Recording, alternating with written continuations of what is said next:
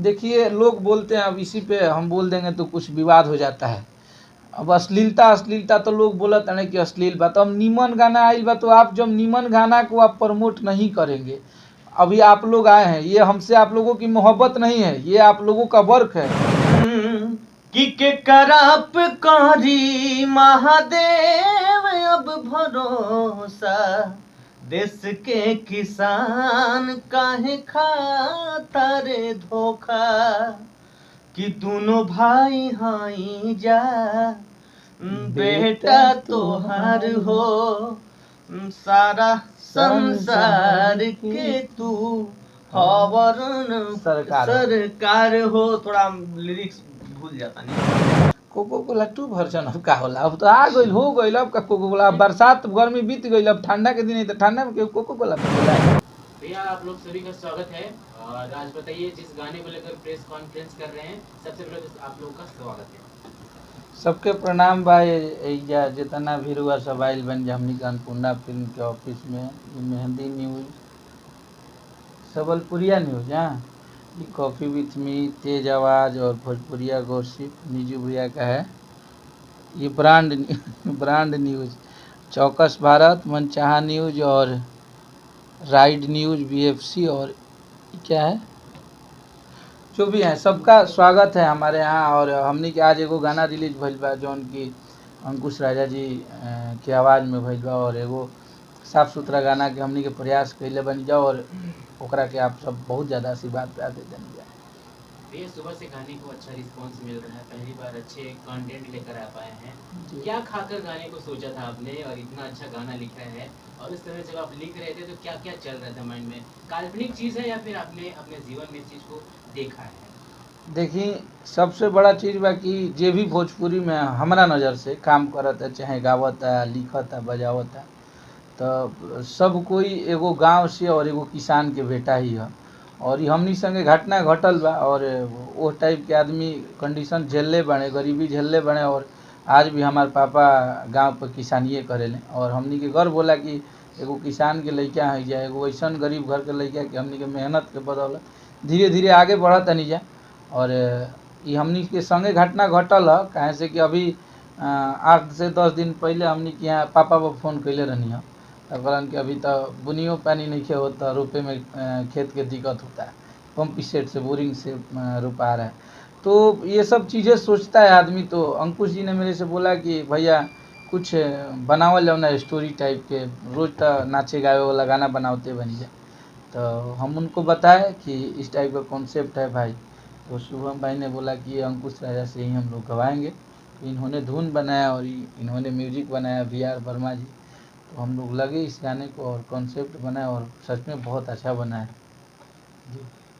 सुबह से गाने की रिस्पांस अच्छी है भैया, आप अक्सर ही हमेशा से कंटेंट पे काम करते हैं, नए चेहरों पे काम करते हैं, लेकिन इस गाने में आप क्या सोच रहे थे कि मुझे अंकुश जी से ही इस गाने को गवाना चाहिए, क्योंकि आपके पास कई तमाम चेहरे थे जो लगातार आपके अन्नपूर्णा फिल्म से आते थे, तो अंकुश राजा जी को ही सिलेक्ट करने का क्या कारण था? अंकुश राजा जी इस टाइप के जो भी हमारी सामाजिक चेतना टाइप के सॉन्ग होते हैं, जो भी, चाहे उनका सेनुरा गाना हो, ऐसा बहुत सारा गाना उनका आया, भाई भाई का बंटवारा, इस टाइप का कॉन्सेप्ट पे वो लोग काम करते हैं, और वो लोग मेहनत भी करते हैं उस टाइप के वीडियो पे। और बाकी भी हमारे पास अभी जितने भी गाने वाले हैं, हमारे खेसारी भी हैं, तो उनके पास उस टाइप का वक्त नहीं रहता है कि स्टोरी टाइप के गाने को वो शूट कर पाएँ। तो हम लोगों ने, और अंकुश जी ने ऐसा गाना बहुत ज़्यादा रिस्पांस दिया है, तो हम लोगों ने बनाया। तो सबके मुंह का होता है, सबका जोन अलग अलग है। किसी में कॉमेडी गाना अच्छा लगता है, जैसे कि हम लोगों ने कल्लू जी के लिए बहुत सारा गाना लिखा और बहुत सारा बजा था, तो उनका जोन अलग है, अंकुश जी का अलग है, और भैया जो गाते हैं इनका अलग ही है। तो सबके आवाज़ में जो जो गाने अच्छे लगते हैं हम लोग करते हैं।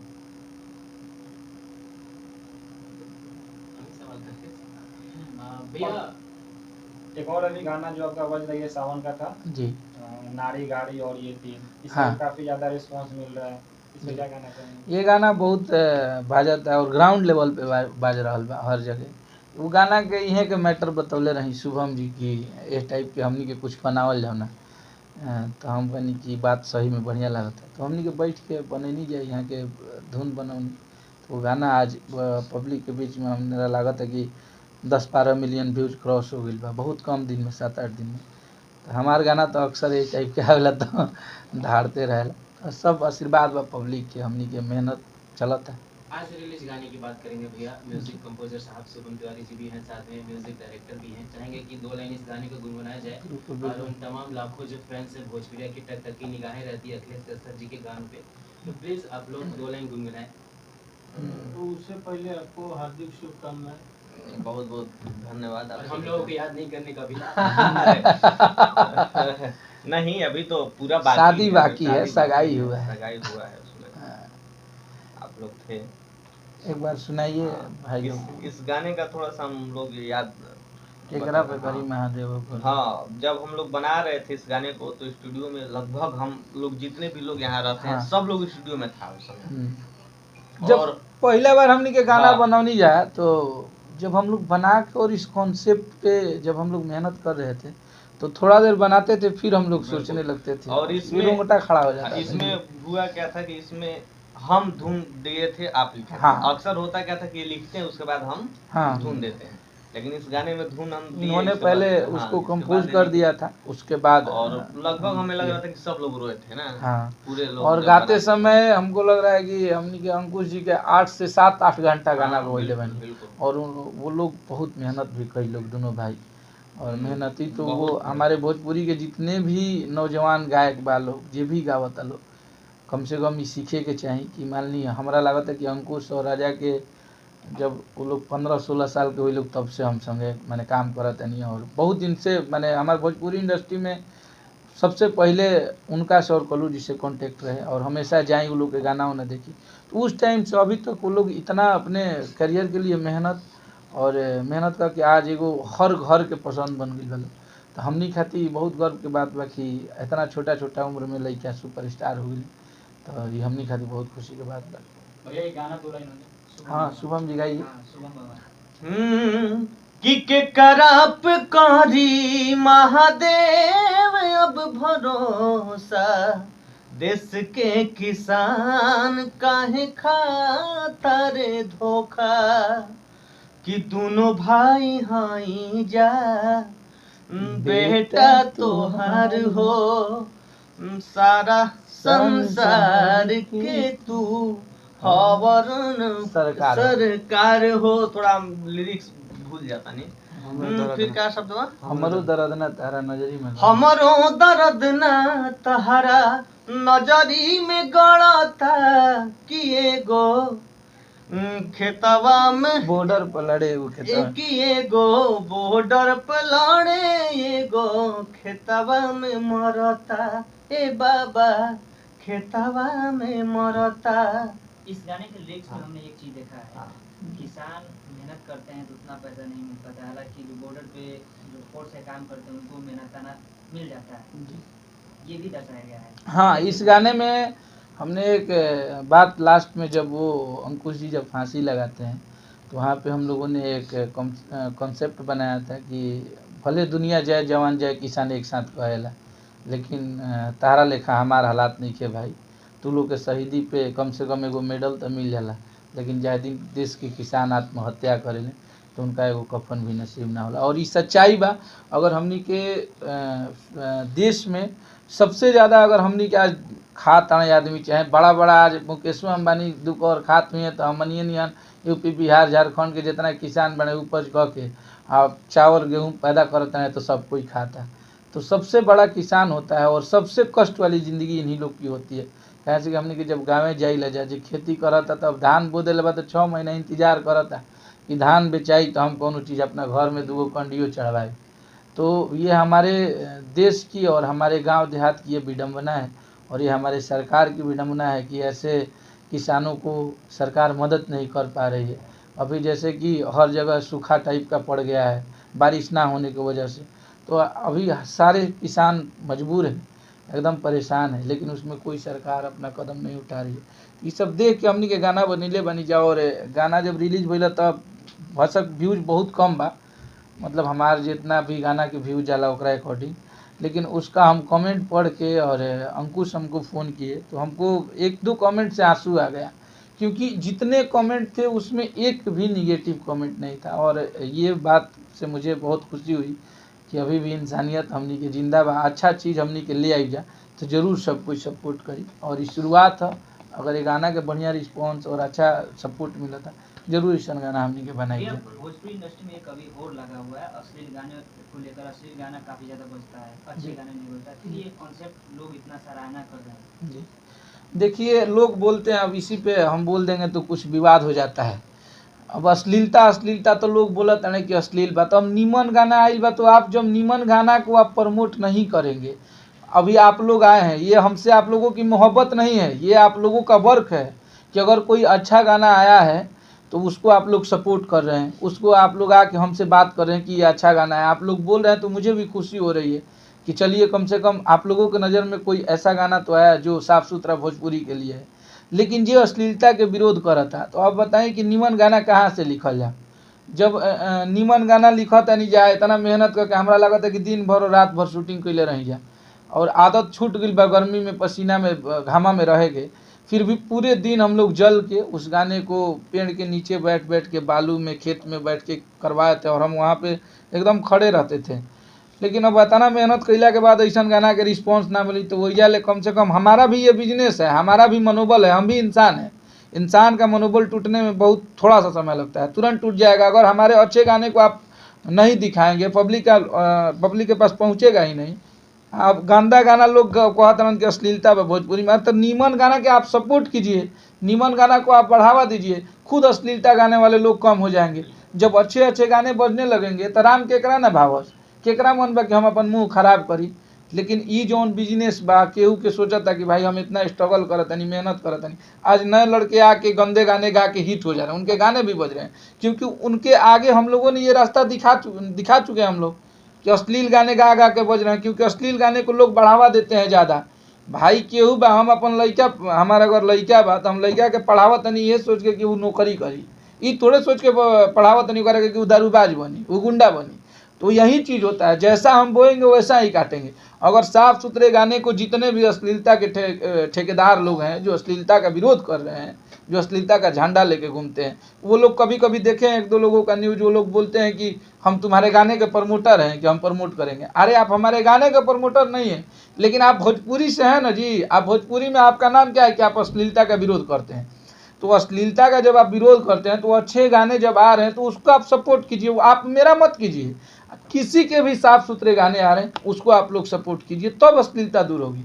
अगर साफ़ सुथरे गाने के 100 मिलियन व्यूज जाते हैं, 150 मिलियन जाते हैं, तो ऐसे भोजपुरी में सारे लोग जगेंगे। जितने भी काम करने वाले हमारे जैसे राइटर हैं, म्यूजिक डायरेक्टर हैं, सिंगर हैं, वो सब लोगों को एक मनोबल मिलेगा, एक चीज़ दिखेगी कि चलिए अच्छे गाने को भी लोग सुन रहे हैं। अभी कोको कोला गाना बजा, एक साफ़ सुथरा गाना बजा मार्केट में, तो उस टाइप के गाने बन रहे हैं कि नहीं, साफ़ सुथरे भी गाने भोजपुरी में बज रहे हैं, तो अश्लीलता वैसे ही खत्म हुई। हम केहू के गाली देके अश्लीलता खत्म थोड़े कर पाई। मान लीजिए हम किसी का, अच्छा मान लीजिए हम तो ऐसे आदमी के आप गाली दे दिए, हम एक्शन ले लिए, ऐसा भी इंसान होगा जो दिन रात अश्लील गा रहा है, अब उसको आप दिन भर गाली दे रहे हैं, वो कुछ नहीं बोल रहा है, तो आप क्या करेंगे? ऐसे अश्लीलता खत्म नहीं होगा। अच्छे चीज़ों को आप प्रमोट कीजिए, ये नहीं कि मेरा, सबका प्रमोट कीजिए, और अच्छे चीज़ जब आ रहे हैं तो उसको सब लोग सराहिए, खुद अश्लीलता खत्म हो जाएगी। एक मैसेज भैया, जिस तरह से आप कंटेंट पे काम करते हैं, वायरल कंटेंट ज़्यादा रही है, जब गाने आए हैं, डीजे बीट्स भी रही है, पहली बात कॉन्सेप्ट से आप अलग हटे हैं, उस दर्द और समाज साथी सैनिक की जो प्यार मोहब्बत चीज़ें होती है वो दिखाया है। क्या कहना चाहेंगे लाखों लोगों को जो आपको ट्रोल करते हैं या फिर आपको आकर कहते हैं कि इनको गाने लिखने नहीं आता, पहली बार आपने दर्शाया है कि गाने देखो सुनो, उन लाखों लोगों को क्या मैसेज देना चाहिए? देखिए, अगर जो हमको सपोर्ट करते हैं वो तो हमारे अपने ही हैं, और जो हमको सपोर्ट नहीं भी करते हैं वो भी हमारे अपने हैं। हो सकता है मेरे गाने में मेरे ऐसे कुछ बातों से उन लोगों को तकलीफ़ लगा होगा, इसलिए उन लोगों को मेरी बातें बुरी लगती होगी। और जब नीमन गाना बनौले बनी जाता, हमनी के अगर आशीर्वाद प्यार मिली तो हमनी के नीमन गाना बनैबे करब जा। और सब लोग हमारे अपने हैं, जितने भी भोजपुरी भाषा के लोग हैं वो हमारे अपने हैं। और परिवार में ऐसा थोड़े बा कि हमारे बाबूजी चाचा मानत रहन तो बड़का बाबूजी मनबे करी हैं, केहू खिसियाइलो रहेला। अगर मान लीजिए 4 भाई हैं, 2 भाई प्यार करता है, 2 भाई नाराज़ रहता है, तो ये हमारे सारे अपने हैं। थोड़ी बहुत कहीं कहीं कमियां होती है, सब में इंसान है तो कमी होगा ही। और ई गाना हमनी के लिखले बनी जैसे कि हमनी के एगो किसान के लड़का ही जा, और हमरा लागत है कि हमरा संगे वो हर काम करे वाला लोग एगो गांव से आके जा अपन काम करता और हर वो इंसान अपनी ज़िंदगी को स्ट्रगल करके ही यहाँ तक आया है। हम लोगों ने भोजपुरी में आने के लिए बहुत मेहनत किया और बहुत ज़्यादा स्ट्रगल किया हम लोग। फैमिली स्थितियाँ भी बहुत नाजुक थी, उस स्थिति में भी हम लोग स्ट्रगल किए और बहुत वर्क किए हैं। अगर कोई बोलता है कि नहीं लिखने आता है तो एक बार मेरे पास आके 2 दिन गुजार लीजिए, आपको पता चल जाएगा कि मुझे लिखने आता है कि नहीं। 2 दिन सुतला भइल बा, 2 दिन ले आदमी सुतला ही नहीं, कहीं वो बोल कि आज तो मैंने आधो घंटा ना सुतला है आदमी। तो आज अगर जब नहीं गाने बजते थे तो थोड़े मेहनत करने पड़ते थे, जब बज चुके हैं तो उसको बचाने के लिए दुगना मेहनत करना पड़ रहा है। तो ऐसा नहीं है कि किसी की मेहनत को आप 2 मिनट में जज कर लीजिएगा कि उसको लिखने नहीं आता है, उसका गाना नहीं हिट है।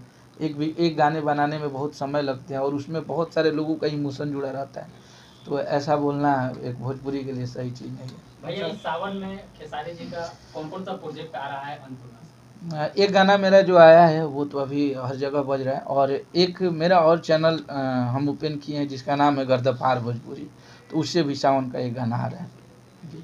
चाहेंगे कि जाते जाते आप जो अपना सॉन्ग हाल ही में रिलीज किया था खेसारी जी के साथ, जिसमें आप नोट छापने की मशीन मांग रहे हैं, जी। वरदान निकला, इसमें वो आप दर्शकों को 2 लाइन उसका गुनगुनाते हैं। हमारा आप गुनगुनाएं, नहीं, आप गुनगुनाएं। एक बार हम गुनगुनाएं। आज तक हम भोजपुरी में पहला ऐसे राइटर हैं जो मुझे गाने लिख लेते हैं लेकिन हमको गाने नहीं आता है। अगर गाना हम बना दी, चाहे खेसारी भैया कहें कि बाबा गाना सुनाइए, तो हम अगर सुनाने की कोशिश करेंगे तो कहेंगे चुप रहिए, हम जो गाते हैं वो भी भुलवा देंगे।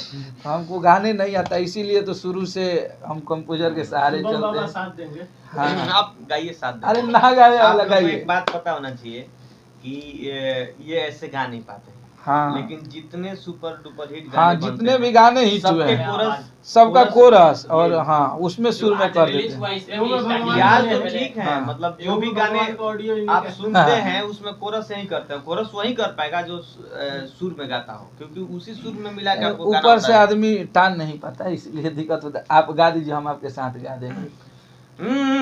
कि भोले बाबा हम रउआ से बर मांगती, एगो नारी एगो नारी एगो गाड़ी एगो गाड़ी नोट नोट छापे के मशीन। ये गाना बहुत बज रहा है बहुत मार्केट में। ये हमनी गाने के काल हम लोग क्या बक्सर ले आवत रही जा तो एक दिन पहले ब्रह्मपुर मंदिर में गई तब घुसनी जा मंदिर में तो हर जगह ये गाना सुनाई, तो खुशी होला। अपन गाना लिखल जब बाजे लागेला तो बढ़िया लागेला। और आ रहे थे पटना में भी तो बहुत जगह सुनाई बहुत दिया। सुनाई दिया। खुशी अच्छा होती भैया, है। बहुत सारे चैनल पे फेक न्यूज भी चल रहा है जो कह रहे हैं कि कोका कोला गाना का जो 2 वर्जन है वो जी। अखिलेश कश्यप जी के चैनल से आएगा। कोको कोला 2 वर्जन अब का होला? अब तो आ गइल, हो गइल। अब का कोको कोला? अब बरसात गर्मी बीत गइल, अब ठंडा के दिन है तो ठंडा में केहू कोको कोला पिएला? क्या खुलासा करना चाहेंगे कि यह आने वाला ऐसा है? कुछ नहीं है। कोको कोला टाइप का एक गाना बना था जो कि गवा नहीं पाया, गन्नायक जी के सोनू जी ही बनवाए थे। तो अब जो आएगा अलग आ रहा है। अभी खेसारी भैया के बहुत सारा गाना बा कि आवे वाला बा। सावन में भी अभी आधावा गाना रिलीज हुई बा, आधा गाना करे के बा। तो बढ़िया कोको कोला हो गया, सावन भी आ गया, लोकगीत भी आ गया। हो सकता है उनकी कंपनी है, भगवान जाने, लेकिन मुझे ऐसा आइडिया नहीं है। चलते चलते अपने ऑडियंस बस यही तरी आशीर्वाद प्यार बनैले रही जा सब कोई पे, हमनी पे जितना हमनी के संगे काम करत आलो और हमनी के गाना के आशीर्वाद प्यार दी जा, निमन अच्छा गाना के कि हमनी के फिर मेहनत करी जा और आप सबके आशीर्वाद पावत रही जा। अच्छा अखिलेश जी, एक सवाल मेरा रहेगा कि जी। आपने तो गाना बना दिया, जी लेकिन किसान जो हैं मुआवजे की बात करते हैं, बोलते हैं कि सुखाड़ घोषित कर दिया है बिहार को, जी। तो क्या कहेंगे सरकार को ये करना चाहिए, ये कदम उठाना चाहिए? ये गाना के लास्ट में हम ये बोलले बनी बात कि अगर हमनी के ये गीत सुन के अगर 2-4 गो भी किसान के अगर सरकार मदद करत या तो हमनी के अपनी मेहनत सार्थक मानब जा। हमनी के तो कहिए सकत नहीं अपना गाना के माध्यम से, अपना न्यूज के माध्यम से कि ये दुनिया में अगर हमनी के जहाँ बानी जा, हम लोगों के लिए किसान से बड़ा कोई चीज़ नहीं होता है। अगर हम इंसान में जन्म लिए हैं तो हमें भोजन की ज़रूरत ज़रूर है और उस भोजन की पूर्ति हमारे किसान ही करते हैं। हमें नहीं लगता है कि किसान से ज़्यादा कोई मेहनत करता होगा।